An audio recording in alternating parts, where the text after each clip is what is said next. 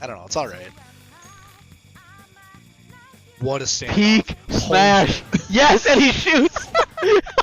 I actually think he has to. How long yeah, I can don't you think hold he had. that? I think you can hold it forever, but I don't know if you can roll out of it. So I think he was just like fucked as soon as that happened. Checkmate. Oh man, that was peak Smash Bros. Whoa, the spike! Holy shit! Whoa. It's really rough. And, I think the back throw might have killed there, but Valk going off stage admirably.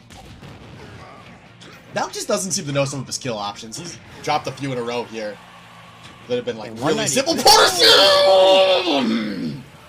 I just sucked that pizza back up into my throat. Good God.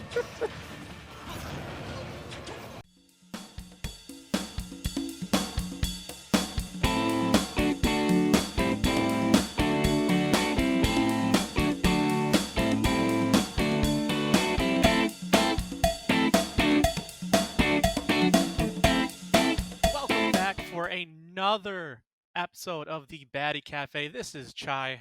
I'm Albino Joe. We got a show, man. Yeah, I mean, I'm excited. As these matches in Swiss go further and further, you know, the magic of a Swiss is that the more games these players play, the closer the games get. Last week was really fun. A lot of the games, at least almost all of them, went down to last stock for a lot of those games, a lot of those sets on each game. A lot closer, a lot more entertaining. We still don't have a lot of game threes yet, but what we had were some really close games regardless of the set count. Yeah, man, that's what Swiss does to the whole entire crew here, as we're finding a lot of people who are 1-on-1 playing each other, and this coming week is going to be a lot closer. A lot of 1-2s playing each other, a lot of 0-2s, 2-1s. Yeah, I think 3-0s advance at this point. They are not playing, if I recall correctly. Yeah, Cacts and Blaze are taking a seat this upcoming week. And so congrats to those two for clinching out those first spots. But I would also like to say congratulations to our Showcase Player of the Week. We were talking about some of the matches being close, but of the matches that were not close, Tuna Sub sauced on people last week. Yeah, man. I was saying it way early. Well, I shouldn't say way early, but the first week, his gameplay has really impressed me compared to what he was like in the seasons prior. Just an all-around improvement in his Wolf. It's actually something that I'm kind of afraid to play because his fundamentals on that character have just gone up like crazy, and he's able to just establish stage control and keep it. Yeah, every part of his game has improved from last season. You know, his advantage state better, his neutral a lot better. He isn't SD'd yet, and he's feeling himself too. This past week, boy, it was fun to see 2 different Wolf Flash spikes, and that's the kind of to go for something like that. You need that confidence. Like, I'm going to hit this. I know what I'm doing with my character. I'm going to show everyone that this is not the old Tuna Sub. This is the brand new Tuna Sub. You better watch out. Yeah, congrats Tuna Sub. I mean, you're you're someone to be watching now. All right. Well, let's we're gonna get some of Tuna Sub's matches in a little bit, but let's start just going over through the summary of tonight, this past week's matches. We're gonna go through after looking at YouTube comments. Apparently, we don't have to go through 3 points or 3 minutes or 30 seconds, which is nice. We tend to talk a lot, so we will just do these, recap these matches the way we always have, Joe. Yeah, man. We like the sound of our own voice, child. Let's just, keep flaunting that. That is definitely the case. So the first match we started off with last week was Salvo versus Blaze. We had a return of the king on this one. Blaze brings out the King of Evil for the first time and put a whooping on Salvo. He Rich, I talked to him a lot. I tried to explain how I rank in power rankings. It's kind of like the AP in college, college sports, which is based off some evidence, but a lot of times fans are mad at the rankings and they're not always accurate. Blaze is not happy about being ranked under Salvo, and he 2-0'd him. He's like, no, I'm better. The games did go down to final stock each. Salvo did swap off to Lucas in game 2. The projectiles helped a lot against Ganondorf, but at the end, he still lost. The one weird thing about that match that I noticed was that Rich, compared to all the other Ganondorfs we've seen, whether it be Hard Kills or Molitzor, he played the safest Ganondorf I've seen in a long time. He did not go for heavy smash reads. He did not go for anything fancy. He was just in the zone. Hey, back air is going to hurt, and it's not going to get me punished. Forward air is going to get hurt, and it most likely won't get me punished. Tilts, same thing. He played it very safe, very clean, and congratulations, Rich. You clutch out a spot in Division 1 Swiss. Amano Joan, you got any thoughts on that match? No, congrats to Blaze and throwing those haymakers. You don't need to do anything fancy. Playing conservative like he was is totally a good strategy with such a heavy character like that. Good job. All right, our second match was Cacts versus Wang. And for this one, you gotta roll out the red carpet. The king of Division 2, Cacts, brings out that red Olimar and continues to befuddle players who have never played against a good Olimar before and comes away with a W to clinch a spot in Division 1 Swiss. Last season, Wang beat Cacts when they were in Division 1 Group A, but Cacts got his revenge and took him 2-0. Wang did swap off of Inkling for the first time this season. He did get 6 rollers in the first game, but that was not enough, so he went Mega Man in game 2. Cacts did take some advice if he did listen to the show last week, and he shielded the roller, which lets you do anything you want after you shield the roller. So he just threw out smash attacks and gave him a rough time. In game 2, though, Olimar versus Mega Man. Wang slots just for Mega Man, and I gotta say, not a lot of Swiss matches are boring. This game was perhaps the peak resident sleeper of any Baddy Smash game I've ever seen. Slow play, passive. We had the Legend of Zelda Link to the Past overworld music. It was boring. But Cacts did win that one. A common denominator between all the matches I've seen Cacts play so far, no one bothers to knock off the Pikmin. Final Joe, did you you can knock off those Pikmin? How? Just shield, or what do you do? Any aerial, if you or any hitbox. So say the Pikmin's above you, you use an up tilt. If it's under you, you want to do like a down tilt or a down air, down smash, something like that. Just get it off you. Like that white Pikmin, Cacts threw one onto Wang and got 26% out of it. Ugh. Ew. Yeah. Yeah, it just goes along with the narrative that some of these characters people don't see that often. Olimar is a very strange character to me, and I did not know you could do that until you just told me. Yeah, for all those in D1 Swiss, I would definitely either trying to get some Olimar practice or just watch Cacts play if you play against him. I think that's going to be a big problem for a lot of people, as you're kind of hinting to. Not a lot of people have Olimar practice. So if you can get some, or if you can just kind of look and see what works and what doesn't, that you're going to need that if you're going to want to play against him. These games were close. Game 2 went to last stock, last hit, but Cacts showed why he is the king of D2, and he comes out with a W and advances to D1 Swiss. Any last thoughts on that one, Joe? Yeah, I mean, you nailed it. Just there's a lot of complaints about the music, I think, in the Twitch chat, which default music on a default stage, because I think they played Battlefield for that last match, didn't they? Yeah, they played small Battlefield. Yeah, that's about as vanilla as you can get. But the gameplay, I think, what I'm saying with Olimar, knowing how to play against it, Wang was in that boat, and that's I think that had a lot to do with what made that gameplay boring, because avoiding Pikmin is difficult if that's your only strategy, and it sucks up a lot of time. All right. The third game of that night was Ooga Booga versus Zed. I gotta say, Ooga Booga winning bigly, perhaps the biggest win you've ever seen. Our boy Ooga Booga continues to bring out the meme me's and takes a W with former President Donald J. Trump. And he came out with a bang. disgusting lead in game 1 started with an axe kick 2-frame spike against a K-Rool and killed him at 35%. K-Rool's I think either the second or third heaviest character in the game, so to ended at 35 is disgusting. However, he did go in game 1. Game 2, he switched up the tempo and went from Trump to Enderman against Zed's Robin. Both games came down to last stock, but the 2-0 streak continued tonight with Ooga Booga taking down Zed. Zed did look better with the Robin, in my opinion, compared to the K-Rool, but I mean, Ooga Booga's showing some heart. Didn't do as great last week, but he did do pretty well this game. Any thoughts, Joe?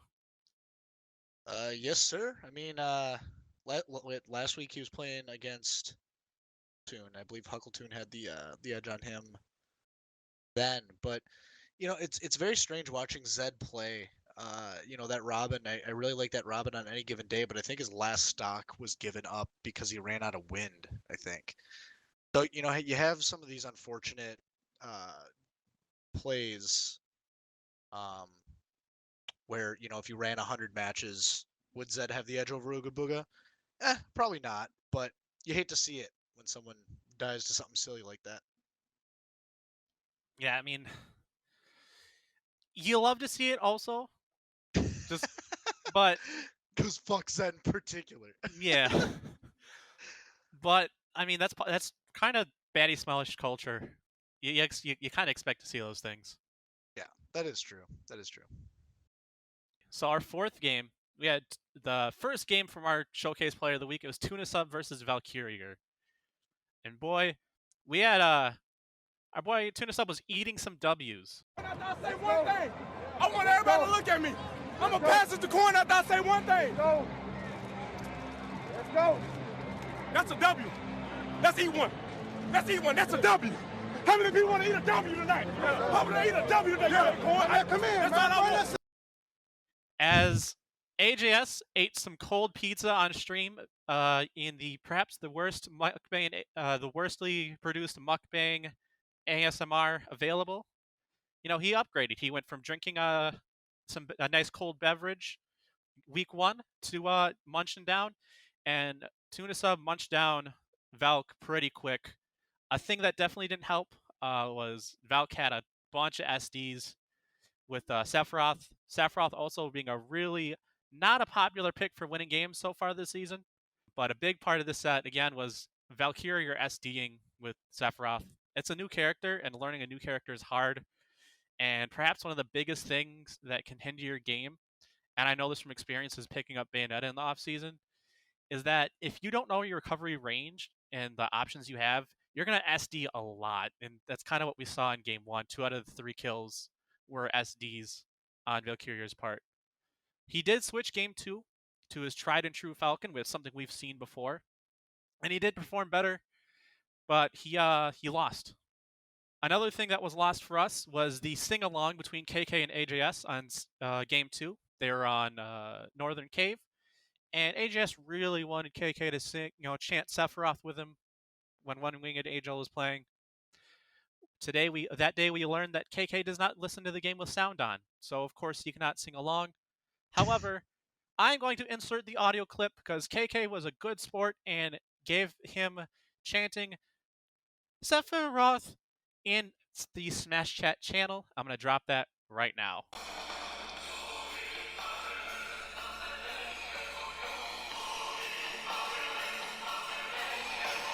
Sephiroth! Sephiroth! Thank you, KK, for bringing that to us. You didn't have to, but that's the kind of guy he is.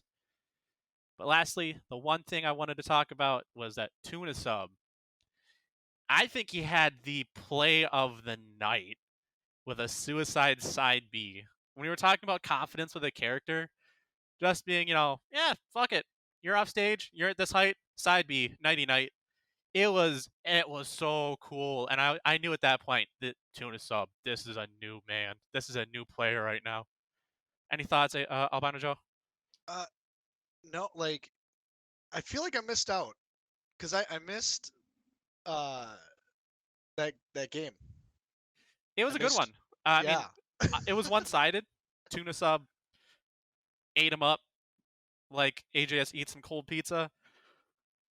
But yeah. From a close game, you didn't miss a close game, but you didn't miss the coming out party of Tuna Sub being a real contender in Baddy Smash. I missed an eventful game. You know, it doesn't have to be close, but if casters are fucking singing songs and there's offstage spikes and yeah, I gotta go back and watch that VOD. Game 5 of this night, and the last one that I made sure to document, was Extra Fluffy versus Hard Kills. And Extra Fluffy had some ice in their veins. To start off, Extra Fluffy actually brought out a new character. There's been this week had a lot of players bringing out new characters we hadn't seen, and boy did it warm my heart. Similar to you seeing Afghan Bob play Palutena, I was enjoying watching Extra Fluffy play Banjo. More importantly, not playing a spammy banjo, like a campy banjo, which, although is the optimal way to play him, is remarkably boring. Now, he mixed it up. He brought out different moves, mixed up between being campy and being aggressive on shield, throwing out some Wonder Wings, and it didn't look good for him at first. Hard Kills actually looked really good at first. He was throwing out some solid smash reads and throughout the set took a lot of early stocks. However, there was one thing, and it's similar to Valkyrier's game, Hard Kills. The plague that really bothered him was SDs. He SD'd 3 times this set, and you know he's showing like there's these glimmers of promise that Hard Kills shows with us with his Ganondorf. And I think if he were to take either, going up to this final week, he's going in 0-2. If he's taken some time to practice his recovery, the angles and different ways he can get back to stage, or if he does it in off season and joins us next season, if he just practices his recovery, he's probably going to show a large leap in performance. Game 2 was a different story. Fluffy brought back the Lucas, and I gotta say, if you have a bad recovery, Joe, I know you don't know anything about this because you play Palutena, but he got all 3 of his kills with PK freeze. It was gross. I felt so bad I feel so bad for any character who has to deal with PK freeze if you have a bad recovery, because that's a free kill. If you're at like 70% and you're not fast enough to mash, you're just dead. There's no ifs, ands, or buts, and he got 3 PK freeze kills to end that set and also go up another 2-0 victory for the night. You got any thoughts on that one, Joe? Yeah, man. I mean, Fluffy's Lucas, up smash and PK freeze. That's like the name of his bread and butter, pretty much. And he does it well. And Adorf is not going to get through that PK freeze very easily, if ever. So, thus the outcome that we saw. Hard Kills, I just want you, if you are listening, you're not a bad player. You got to work on your recovery a little bit, but I said there's some glimmers of good skill there.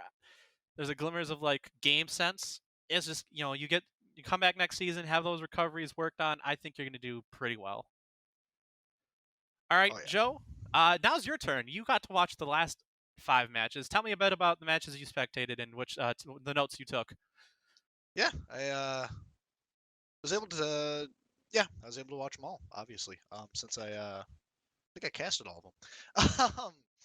So the first that we saw for the second half of the night was AJS and Otter Botter, which that was a very interesting game. Game 1 was really rough for AJS. He was playing Lucina, I believe, where Otter got the jump on him with a lot of projectile going at his face, but also a kill with one of those projectiles, I believe, and then also 6 counters out of Otter Botter hit, whether AJS hit into him or got the secondary minor damage from the lasting hitbox out of it. The last of those counters actually got the kill on AJS for that game 1 for the last stock. But game 2 was a very absolutely different game as AJS switched to Toon Link and was able to compete with the projectile game with the bombs, boomerangs, and arrows. So it got a lot closer, but Otter had a very unlucky end of the match, which gave AJS the win on that. So that was game 2. So then going into game 3, Small Battlefield was picked out of Otterbotter, which is a very solid selection. However, AJS still had the download where he was actually grabbing through the Sephiroth's counters. Very consistently, actually. So he was dominating the neutral game as well with the bombs, arrows, and boomerangs, as well as just pressuring every opportunity he had to pressure. AJS was. And he even got to the point where he's getting cocky. I think he taunted in game 2, but he definitely taunted in game 3. And he was able to get the win. So AJS goes into this coming week, 2-1, and Otter, I believe, is going. I have to double check the spreadsheet. Otter's sure 0-2. 0-2, yes. Okay. Chai, what do you think about that? I think I might have had some educational malpractice. Chai Academy is always open to help you with some matchup practice, and I definitely helped out. Me and Reaver both helped out Otterbotter with Lucina practice, and you saw that she did really, really well against his Lucina. Beat him game 1. Oh yeah. But we both forgot that AGS also has a very good Toon Link, and did not prep her at all for that.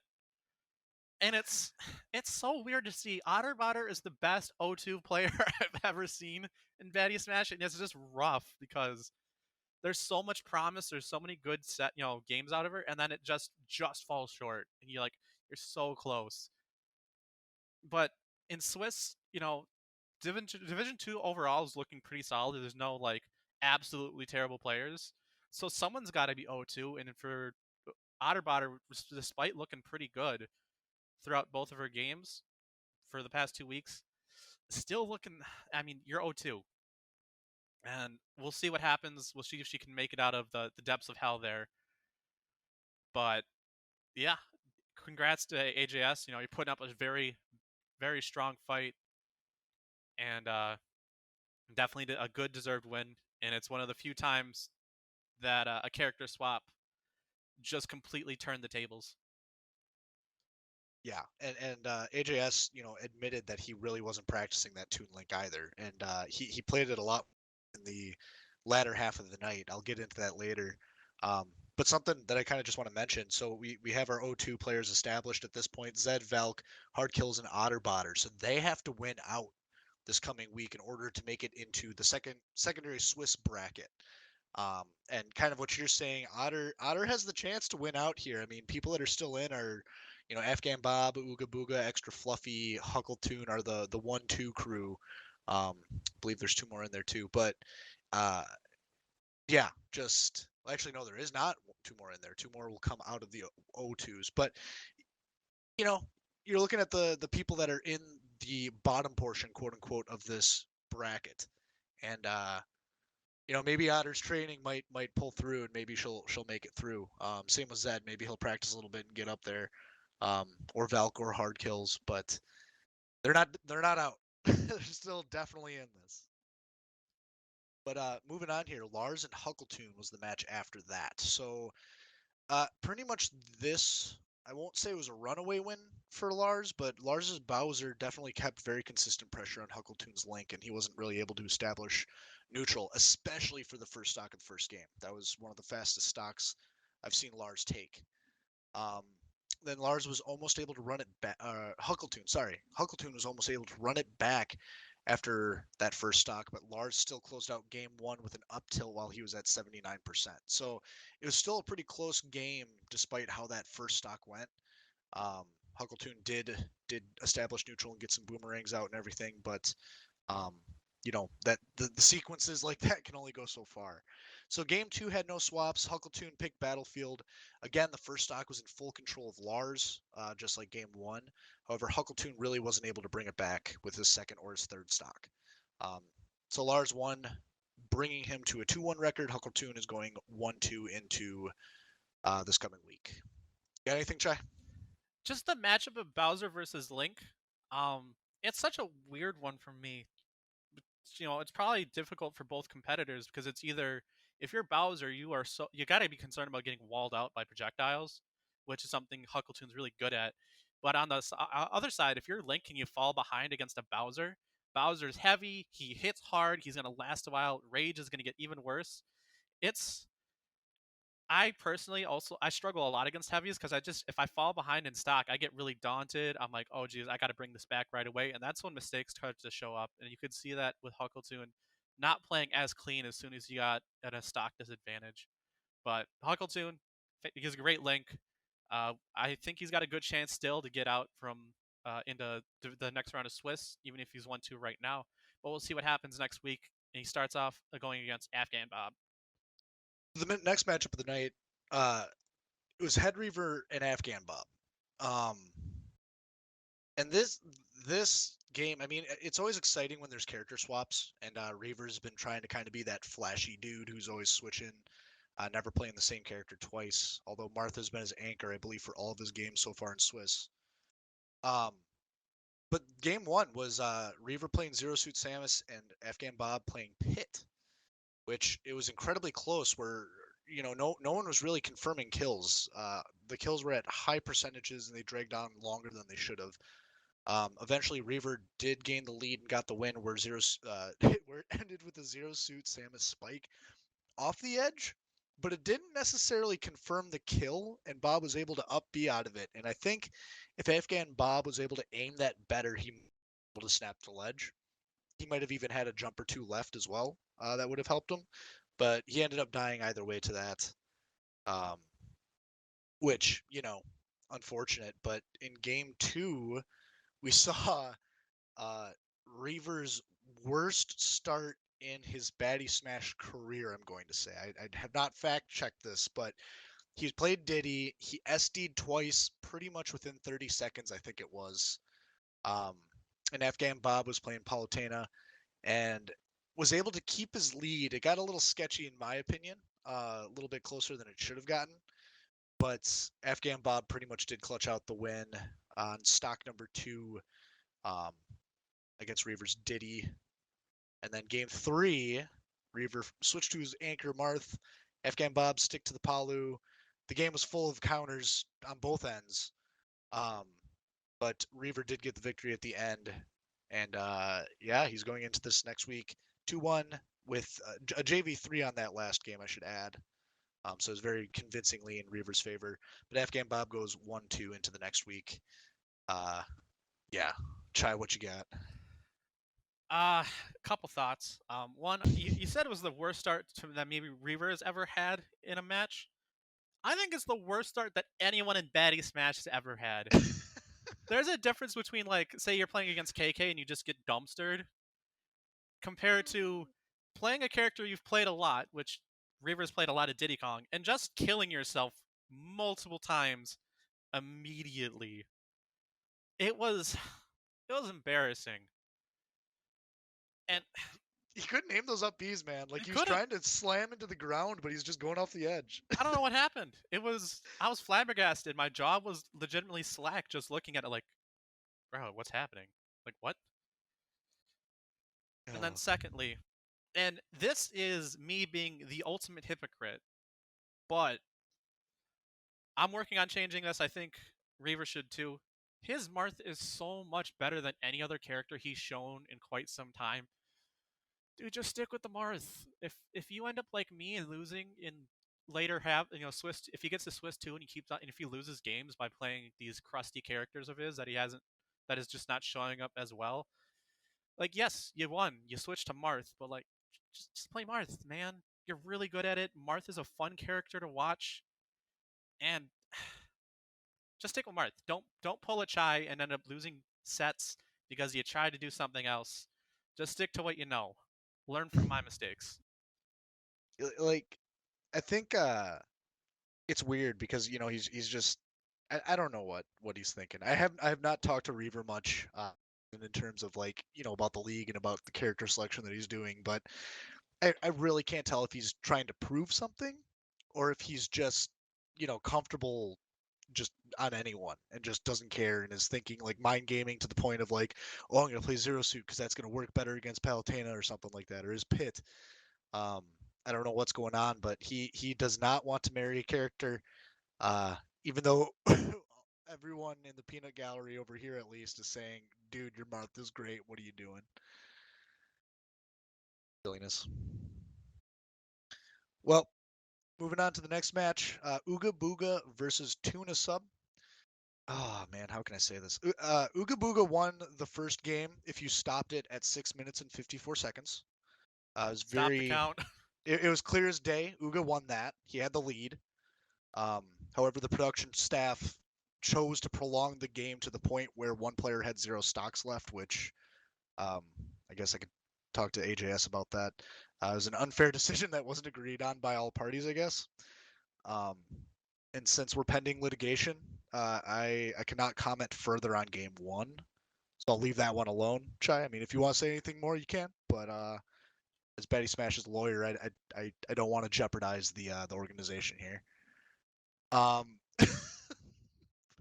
We'll see if it But goes to the courts. Game 2 though, game 2 was fun as hell to watch.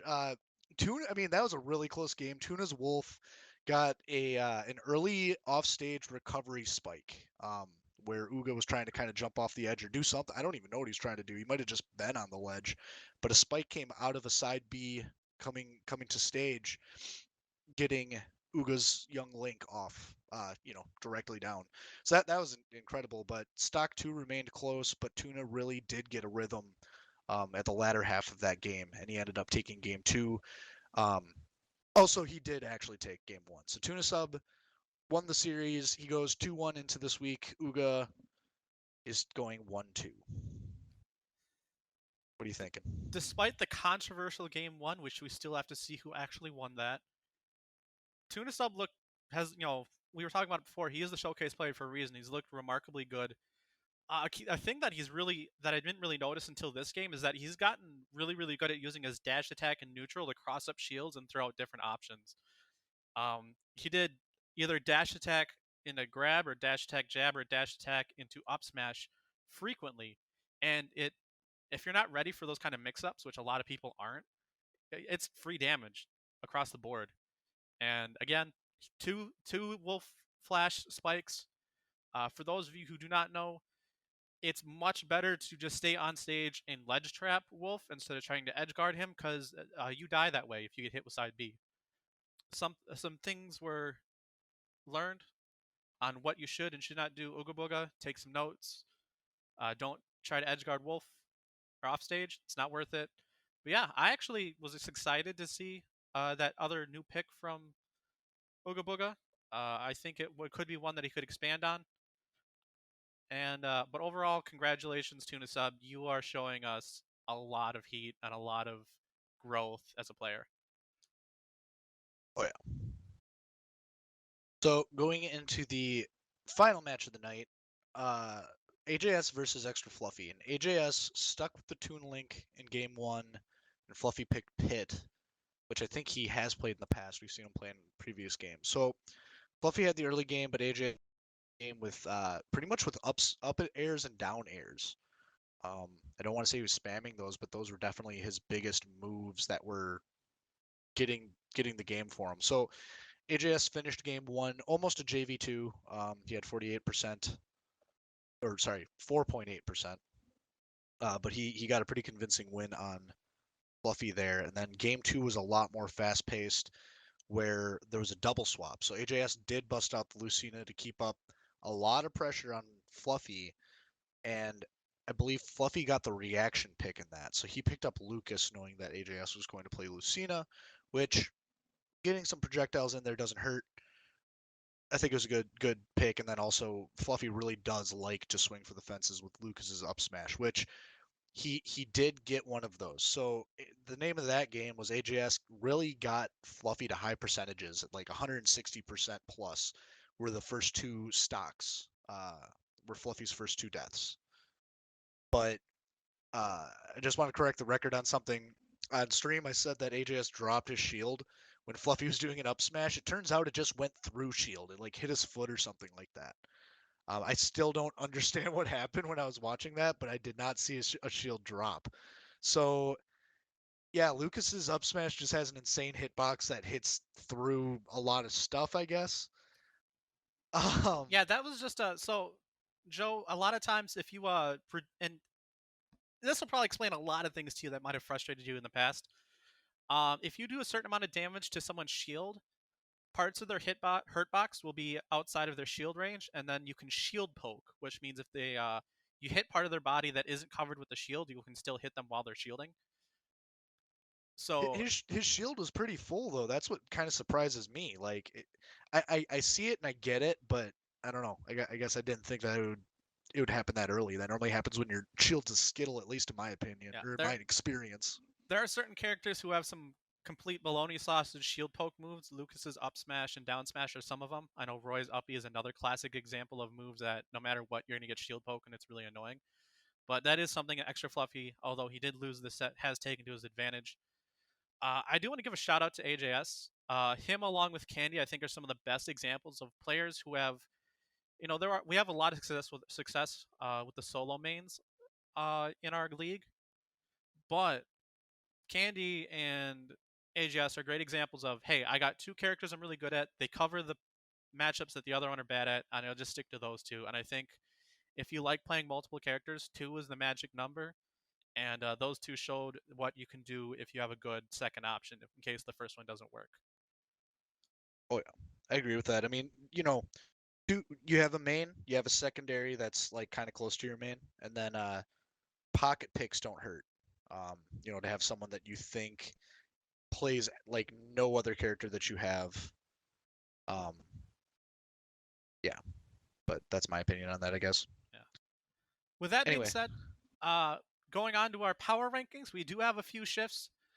Going into after week 2, there's a lot more stability, but AJS, 2 wins, egg on my face for putting him down all the way at 19th last week.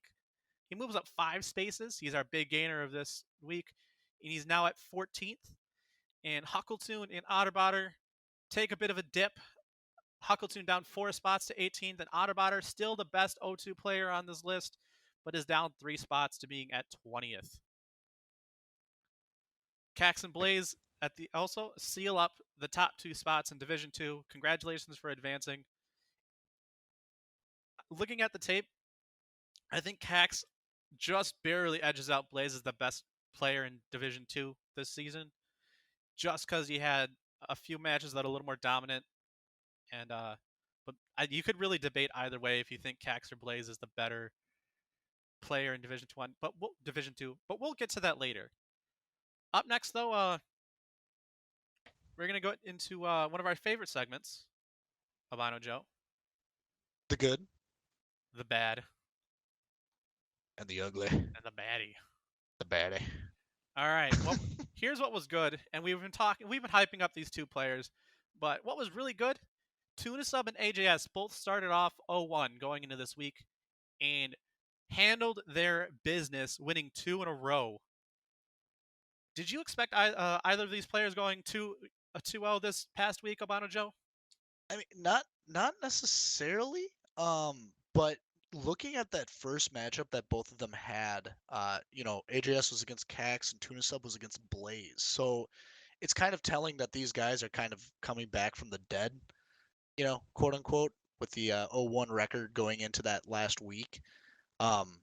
Because they lost to the people that are already out of the Swiss stage. So, they I shouldn't say this in such powerful terms, but they got trounced by the 2 people that are contenders for Division 1. That kind of just shows you how strong Blaze and Cacts are more than how weak, quote unquote, AJS and Tunisub are. So they'll have their time to shine as this bracket continues, and these are 2 people that we'll likely see in the next Swiss stage. Oh, definitely. And again, I love to see it. Both Tunisub and AJS last season didn't make it to the next round. They're in Division 2, and AJS misses it in a heartbreaker, in a huge tiebreaker that had to be settled. AJS is the one who gets fat kidded and doesn't get to go into the next stage. Tunisub did not have a strong run, but they both showed up this past week, and I definitely agree. We're gonna see him go into I very heavily believe we're gonna see him go into the next stage of Swiss, and it'd be fun to see how well they handle that upgrade and difficulty. Going on to the bad though. Week 1, Chai is not able to commentate games that well because he is kicked out of the lobby and spectating and has to watch from the Twitch chat or Twitch channel. Week 2. KK is also hit with the spectator's curse, getting kicked from multiple matches while casting with AJS. Nintendo, come on, man. I hope it's not contagious. I really don't. Like, it's really, really hard to try to commentate well when you're on like a delay, because you kind of just have to change up your style entirely. From instead of being like in the moment, you have to be like, hey, here's a generality, and it's not as good of a commentating style as being in the moment. Yeah, it doesn't work, but hopefully something will figure itself out with that. And yeah, as you said, Nintendo, get your act together, or ISPs, get your act together. Whoever's at fault, I don't know. I don't want to say let's amass an army of pitchfork wielding Baddy Smashers, but this doesn't resolve Chai, the town square. Yeah. Thankfully, we do have a contingency plan, a very good one. We have a couple new personalities coming to the streaming side and the casting side. We have Duds and Candy Jack both coming in. Candy Jack, he was one of the casters in the Chai Invitational last season. Duds has a great voice, a lot of great game knowledge as well as Candy Jack. I think they're both going to be pretty great in the booth. Oh yeah, they will. They'll be hype. I mean, they casted, I believe, the Chai Invitational last season. Is that correct? That is correct. Yeah. That's where we saw their debuts. Yeah, so they got some experience and they're pumped. Let's get this going. Hell yeah. All right, and the baddie. And Joe, you and I discussed this like right as it happened, that this match, Trump cannot land anything. And, spoke too soon. He lands another suplex. God, but Iron Neck Joe is going to be okay as he shoots his gun. Bullets penetrating through Donald Trump's body here, his soft, shitty body. This is too close to call, Joe. This is way too close to call, man. Like, no matter the outcome of this, I don't think in good faith this match should decide who wins. I think we're gonna have to see a recount after this. Yeah, we're gonna have to see a recount after this. Was that There's rigged? No Was it rigged? I've just said, a lot of people are saying, Joey. Did you see that? That was so rigged. Trump won that by a mile. We're gonna have to look at the voting machines on this one. He won that. We're gonna have to interview the poll workers because something did not look right there. could have been both the good, the bad, and the baddie. It could have been the whole segment in one.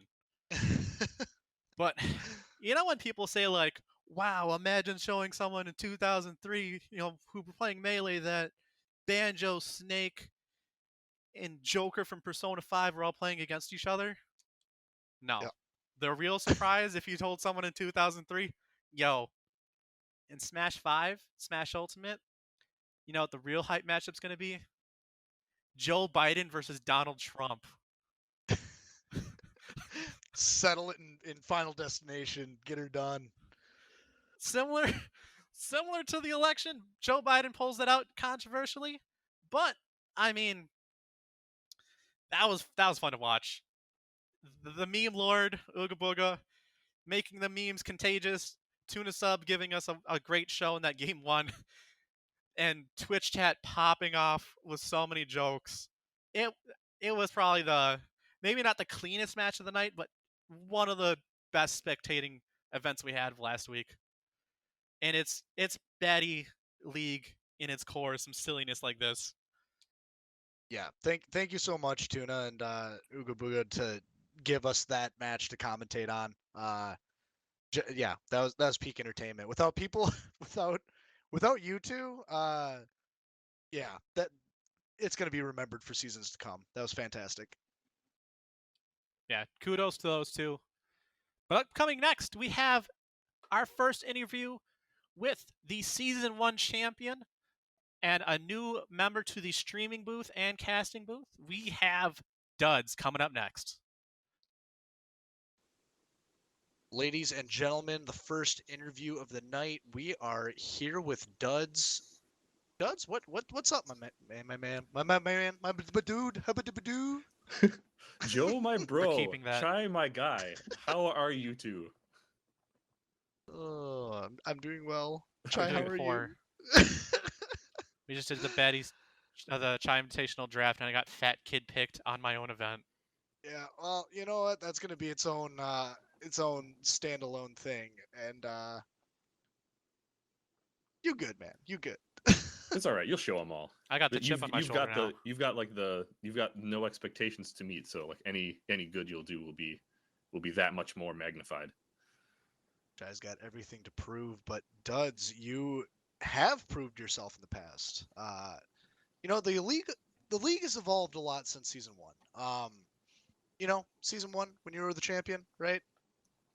Yeah, those were good times. There have been a lot of changes since then, and yeah, we'll go over a lot of those. Yeah. What kind of changes have you seen over the course of time? Tons and tons of positive changes. Definitely there has been an increase in the quality of the production. We've got some great assets and art transitions overlay from our very own Jim Bone, who has not entered this season, but is a great asset to the community.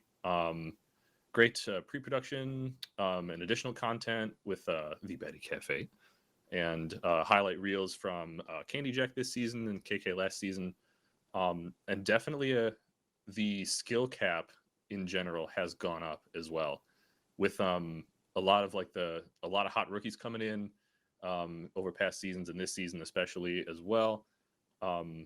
Yeah, it's been said before, we could slowly be morphing from Baddy Smash to mediocre Smash, which I don't want to happen, but I also do because I love playing good games. But that is what it is there. Yeah, as you said, some along with some of the changes in players and talent and format, we also have changes in the way we do content. And one of those changes is that you are now part of both the casting and streaming team. On behalf of Joe and I, I'd like to welcome you to the production squad. Thank you. It's an honor. I've upgraded my microphone setup from a 1999 Gateway 2000 beige microphone on a stick to a like a little stage mic plugged into a 6-channel mixing board that I had lying around, and I just got that right into my computer. Look at this hoity-toity over here. Yeah, Well, yeah. that's a little different. Fancy now. All right. So aside from equipment, there's always an approach to the way you either commentate or stream. Do you have any streamers, esports casters, or sportscasters that inspire you? I think you kind of model the idea of how you want to approach this and their kind of method. Yeah, keeping it in the realm of Smash, and also as an additional content creator, I really like Coney.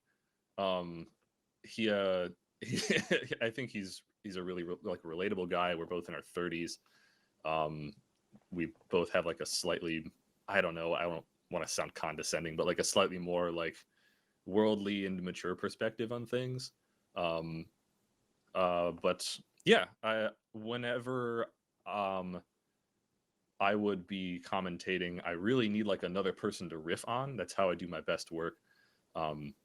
My commentary style would usually consist of some good analytical and a lot of bad puns. So get ready for that. I will make you groan with glee.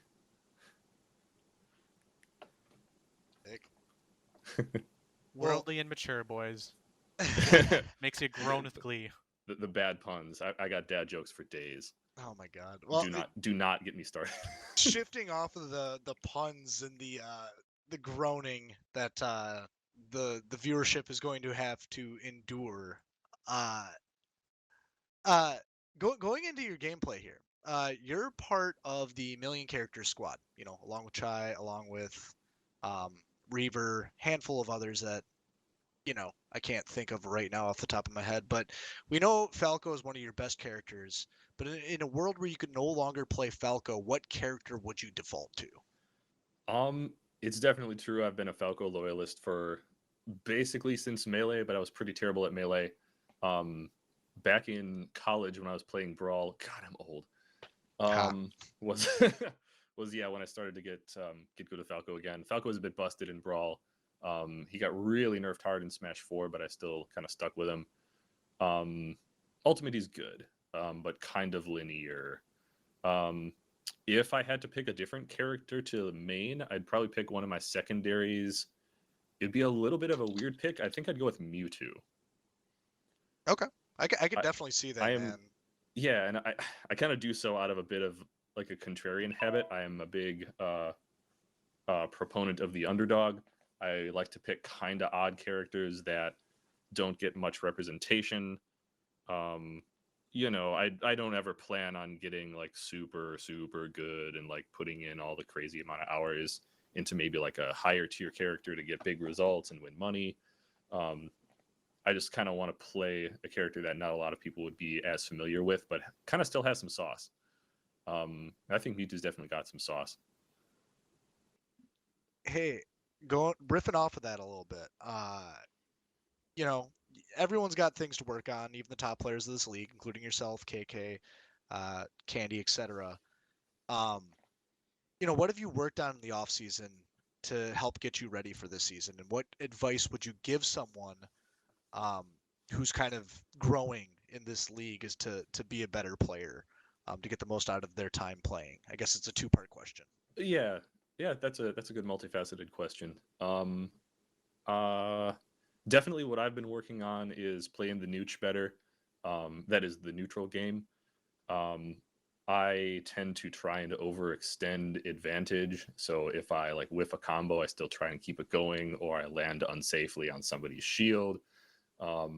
Or, I don't space myself well, so I get punished for risky options. I go for offstage like spikes and edge guards that are too greedy, and then I end up getting reversaled. Things like that. So I've been working on my patience and neutral gameplay for sure, because we know what happens when I start tilting out of my chair. I am referring to the incident of season 2, I believe. Was it season 3? We don't talk about it. We don't talk about the incident. Yeah, I'm buying you a drink every time I see you, Joe. I'm so sorry. No, dude, it's part of the game, man. It's part of the game. Would you say then just kind of positively reflecting on your matches as you go and then working on neutral are some ways that players can improve pretty well without putting in too much time? Yeah, I forgot about part 2. Yeah, sort of that. I mean, yeah. Well, one of the best pieces of advice is to not watch your own character. Get familiar enough with the character you're playing that you don't really have to, like, aside from general positioning, you don't really have to watch what your character is doing, so that you can, react and adapt to your opponent. Because that's, I want to say, more than 50% of, any game of 1v, like any 1v1 fighting game, is to learn your opponent, learn their habits, know what they want to go for, know what they can like mess up, and you can punish them for. Taking a loss and learning to grow from it, and then also just general like technical skills with your character. There's a billion resources available at your disposal now with character discords, video guides, and being patient enough to not wreck yourself. You got to check yourself before you wreck yourself. Yeah, that's definitely something someone can always work on at any level too, is that patience and just understanding of your game as well as your opponents. Yeah, if you're hot, you're hot. Like ride that wave. But if you're not hot, cool yourself down. I don't know if that makes any sense. Yeah. You know what I mean. Lastly, though, you know what comes next. Joe, you want to tell him? No, you hit him with the chai. You do it. Uh-oh. You have, Duds, I'm sure you've listened to the show enough times to know that the final question for all of our interviewees is their soapbox time. If you want to call someone out, you want to talk some trash, you want to tell the league a bit more about you, you want to talk about anything, I'm going to give you like 1 to 3 minutes. Go. I'll try not to pontificate for too long here. So I'm part of the old guard, and as Baddy seasons have progressed, people tend to forget. I've been a little bit relegated, I feel like, to like some spot off the podium, and I feel that, and I took that personally. So this season, you will hopefully experience a more evolved Duds, Duds activated. Jim Bones' joke of the season is that I have become washed. And I will say that the only washing I will do, aside from any traces of COVID-19 from my person, is the blood of my enemies from my own hands. So prepare yourselves, steel yourselves. I'm coming, and I hope to be back in the top 3 at the very least. And I don't know if those expectations I'm setting for myself are too high, but I kind of got that drive again this season. So be moderately afraid. Moderately. Well, that was the worldly and mature, insert groaning noise here, Quite. player, the man, the myth, the legend, the Season 1's champion, and striving to now be Season 5's champion, so he can no longer be called washed. Duds, thank you for joining us today. You're very welcome. God, I can't wait till locals come back. Same. Someday, man. Someday. Mhm. Someday. Oh yeah, but we doing it. What you drinking over there, Chai? A lot of decaf coffee. The gas station by my house has free coffee Mondays, and they'll give you like a big old 24-ounce cup of gas station coffee for free. Oh, damn. Interesting. Yeah, take advantage of it when you can. Hell yeah. All right, in 5, 4, 3, 2. All right, thank you so much again, Duds, for coming on for the show. That was a great interview. But before we get into our next interview, we got a couple more segments. We're going to pack this show full of some good content here. And we're going to bring back something we haven't touched on in a while. Joe, So- I want to get some hot takes out of you. I got 3 questions, very debatable, and I want to hear your perspective. Oh man. My perspective? Yeah, Okay. I want guess to I'll see what's develop going on some of that those brain now. of yours. I'll develop some now. Let's see what we can get. The best part of these is I do not tell him what takes we are having, because you want it to come straight off the top of your head. You don't want to think about it too much. Joe, there are 4 players who are 1 and 2 right now. Huckleton, Afghan Bob, Ooga Booga, and Extra Fluffy. Which 2 of those are most likely making it into Division 1 Swiss? Who's going to the next round? Division 1 Okay. So I would say, oh man, I hate to do this to Huckleton, man, but I don't think he's going to meet the cut. And Fluffy, I mean, I know he's an absolute rookie and he probably has more to show us, but from what I've seen so far on the stream, I don't think he's going to make the cut. So I think we're going to see Afghan Bob and Ooga Booga make it into the second Swiss stage. Abanajo, you crazy? Maybe. You don't think Huckleton's going to make it out? Huckleton always, like, he gets to the cusp, man. Like, he never is able to just punch his way into the next stage. And hey, maybe he'll surprise me. Maybe he'll be able to forge his path this time around. Because I mean, this is a new season. People are getting better at the game.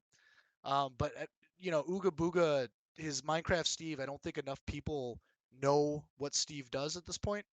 And Afghan Bob, I mean, his Palu play, like I'm all about that, and I just gotta be supporting him in the stands here. Here's why I think you're wrong. I think Huckleton's definitely going to make it out, and here's why. When you get to when you're getting wired down and you're in a tense moment, Huckleton plays a particular style of Link that is very consistent, and when you're 1-2 and you need to make it out of there, you need to clutch through, a 1-2 play is going to get you real far. You having that patient Link is going to help him a lot. I think Huckleton makes it out. I think as long as he can keep his head cool, and I think he's one of the best in Division 2 for not getting tilted and not playing tilted, I think he's making it out. Afghan Bob, really good. I think it's a toss-up for that second slot between Afghan Bob and Ooga Booga. I can easily see Ooga Booga memeing his way out of the not making it in the Division 1 Swiss. I think Afghan Bob's Palutena is great. I have Huckleton and Afghan Bob making it out. Extra fluffy. Don't count him out just yet. He is a dark horse. I think he's handling his first season very well. But man, Huckleton's getting in. Come on. Huckleton's getting in. The storyline says he's got to get it. The script says that he's gonna make it, man. But I don't know. He's just always on the cusp, and he's got to get some extra oomph out there in order to make it. All right. On the flip side, though, we have 6 players who are 2-1 right now. Salvo, Wang, Tunisub, AGS, Lars, and Headreaver. God, that's so stacked. Do you see a fraud in the midst? Do you see someone who is not making it into the next round of Swiss? Like just one? One out of all those? Just one. Oh, this is a hot take. Shit. All right. Let me start with the people that I think are gonna make it. So what we got? Lars Reaver. Fuck. Because they only have to win one match. Okay. God, I can't do this to my boy Wang. It's Wang or AJS. And I just gotta lean towards Wang. You think people are going to solve the Inkling? He's the gatekeeper, man. Like, maybe he's not the inclusive gatekeeper. He's the exclusive gatekeeper. He's the guy who's on the outside of the gates holding the rollers saying you can't enter. He's just part of the baddies that don't make the second round of Swiss. Yeah. I think I gotta say Wang. To me, Lars, I like watching him play. He's the riddle for me. His 2 wins have come against Valkyria and Huckleton. Out of the 6 players here, I think he has the weakest wins. Lars, he's a good player. He's made it into the tournament rounds in every season he's played. Made it to top 16 every season he's played.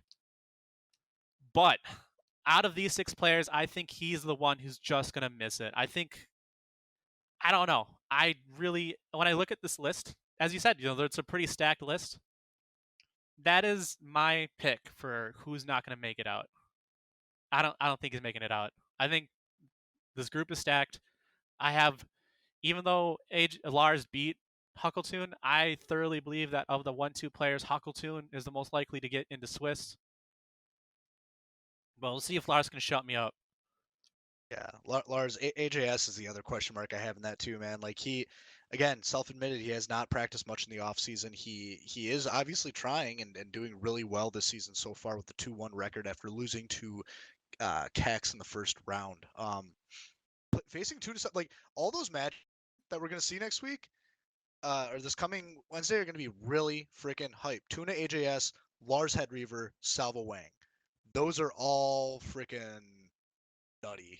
And yeah, that's all I gotta say. Yeah. Lastly,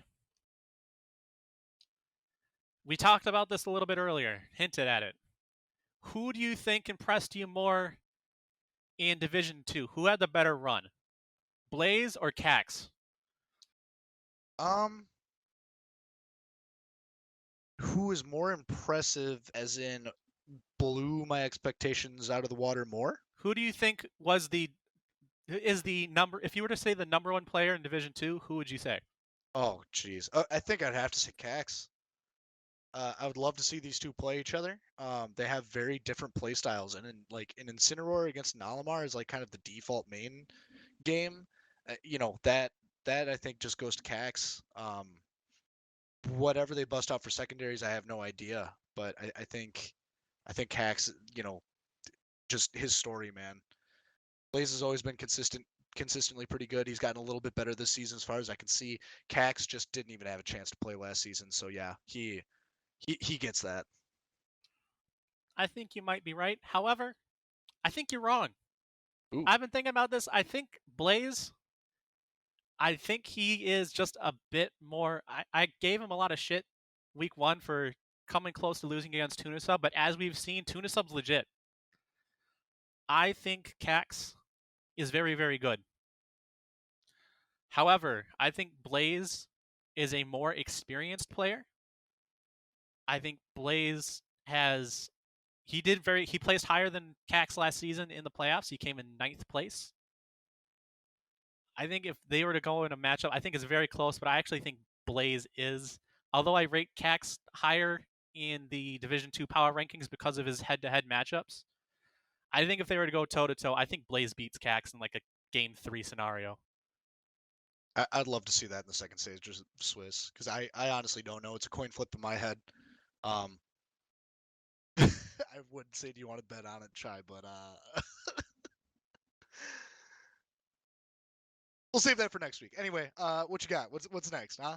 Lastly, well, up next we have, those are our hot takes of the week. For those of you listening, feel free to comment in the YouTube comments or in the Baddy Smash chat Discord server channel, and give us your takes. What do you think?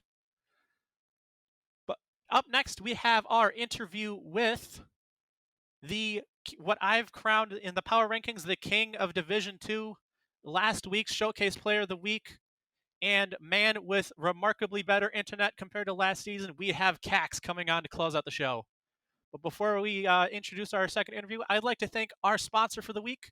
It's a recurring one, and it's one of my biased favorites. This week, sponsored by the Chai Invitational. Each season, starting 2 seasons ago, we have given the players in Division 1 who've had buys a chance to showcase their best stuff. And again, coming up this Friday, February 12th, is the 3rd Chai Invitational. We will be recording the draft as a little mini episode of Baddy Cafe, where we talk about the candidates that are up to be drafted, their strengths, their weaknesses, and how we think the Invitational will go. Again, I'd like to thank the Chai Invitational for sponsoring this episode of Baddy Cafe. And up next, coming up right now, we have Cacts. Stay tuned. For our final interview, we have the Dragon Ball Fighters God. We have the Space Cadet Olimar main himself. It is Cacts. Welcome aboard, Cacts. Hello, how's it going? Going good, man. It's going good. Yeah, welcome to the show. So we got a lot of questions for you. We were talking about it earlier in the show. A thing that's peculiar about you in particular is that you play a character that 90% of other players probably have never played against up until they play against you. You play as Olimar, and it's a real niche pick. How long have you been playing Olimar? He was one of the first people I started playing in Smash 4. I didn't really play a lot during Brawl, so I missed that window of playing the best Olimar, probably. And then, oh, go ahead. No, we're fine. What really attracts you to the character, like playstyle-wise?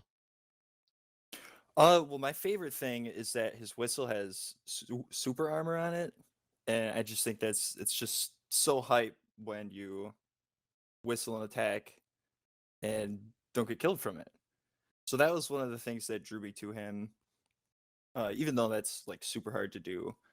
But I like throwing Pikmin. It's really satisfying. And you could just spam smash attacks without getting punished, so I'm all about that. So that monkey brain play, oh yeah, it fits in Baddy League.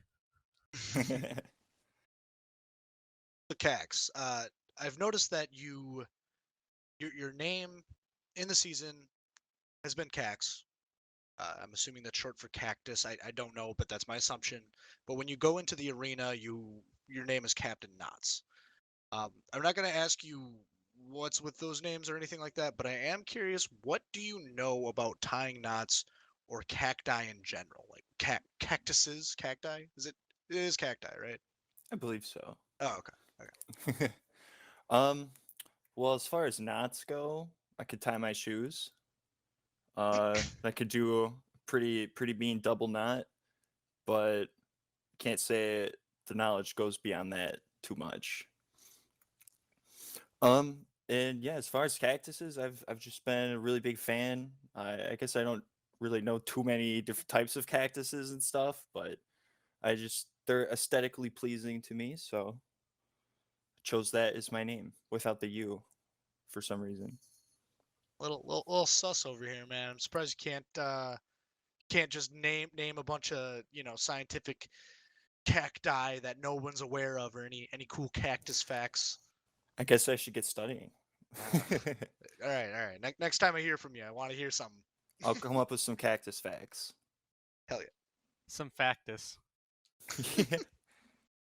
All right, so we know that you're pretty good at Smash, given the fact that you 3-0'd through Division 2 with that Olimar. But what I also know is that your best fighting game, where you're most skilled, is actually Dragon Ball Fighter Z. They don't have another season for it this year, but you are the back-to-back Baddy Fighters Z champion. And I also know that it is your favorite fighting game. My question, though, is that are there any fundamentals from your Dragon Ball fighting or Dragon Ball Z fighters or Dragon Ball Fighter Z skills that carry over into Smash?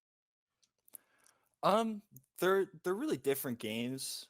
So I wouldn't say there's like a whole lot that transfers besides like basic fundamentals like footsies and knowing when you're able to punish certain moves and whatnot. But in Smash, like movement is really important. But in Dragon Ball Fighters, you just press the super dash button. So it's a little different, but I definitely think it helps me out. Nice. Well, shifting gears a little bit off of that onto the difference between the last season you played and this season has been night and day, and I think one of the reasons that is your internet is fixed. I know Chai said that he had a little bit to do with it, like he was kind of like testing some stuff with you, but what exactly happened? Like, what'd you have to do in order to fix your internet when it came to playing Super Smash Brothers for the Nintendo Switch? On my router, I believe it is, there was a setting where we had like 2 different channels on there. So if like one channel was slightly weaker than the other, it would switch over to the other one. So then that would cause me to disconnect from all sorts of things like League of Legends or Smash Bros. So we turned that off, and it's just been perfect now.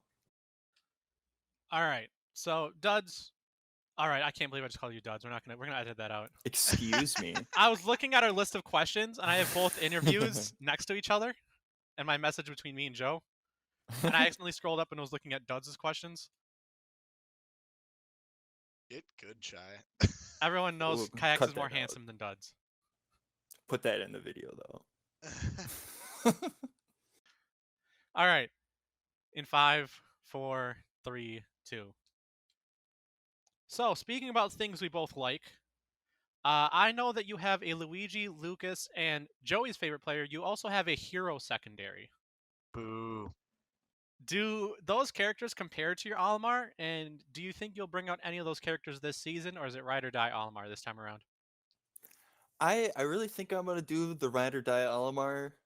The reason I didn't play him last season was because my internet was kind of spotty.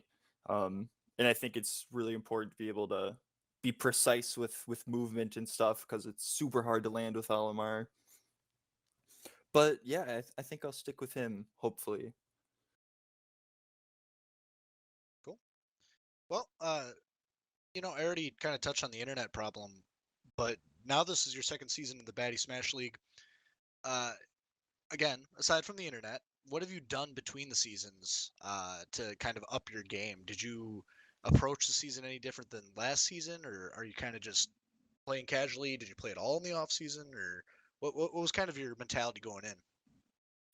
I definitely play a lot with my friends and roommates at home, so I get a lot of practice in, like 2 or 3 times a week, maybe. Um,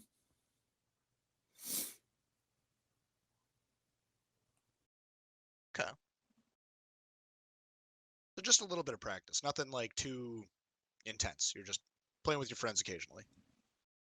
yeah, for the most part. I also, like a week before the league started, grinded out a little bit of like online matches just so I could get used to it. Because I know last season I kind of just just started and wasn't used to how online worked, and it felt so different than just playing local. Well, it'd be a lot different if you're, I mean, yeah, just again, that internet problem, just thinking how that affected you over the course of time. And now that that's fixed, I know LAN connection is the ultimate be all end all, or just playing on the same TV or whatever. Um, but yeah, good to hear that your online game is up there. Buddy, you're the star of this interview here, man. As try normally leads into this, but you know what? I'm stealing his thunder on this one. This is your opportunity to kind of tell the people of the Baddy Smash League what's on your mind, anything interesting about you, whatever you want to talk about. This is the soapbox time. Feel free to tell the world what's on your mind or anything about you, about you, Cacts.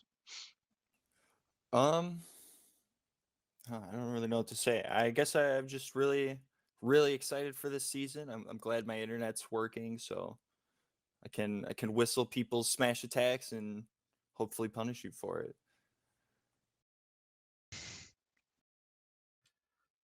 Well, that was Caxt himself telling us all about how he blows his whistle, baby. Thank you for coming on the show, Cax. Yeah, it was fun. Thanks for having me. All right, ladies and gentlemen, thank you for tuning in to the Baddy Cafe. The intro and outro music was produced by Headreaver, and this is a Baddy Smash production.